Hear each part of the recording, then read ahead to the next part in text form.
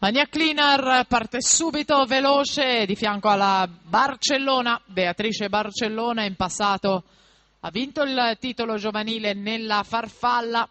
Ania Klinar decisamente più esperta di lei, 4 anni in più per la slovena. Abbiamo ricordato, è stata medagliata ai campionati europei del 2004 nei 400 misti, ha vinto nei 200 misti. La gara ai Giochi del Mediterraneo del 2005, argento nel 2009 per la Klinar, sempre ai Giochi del Mediterraneo. Atleta che ha partecipato con la nazionale slovena anche ai Giochi Olimpici di Pechino 2008. Barcellona deve vedersela con la Klinar, più veloce al passaggio, 29,99.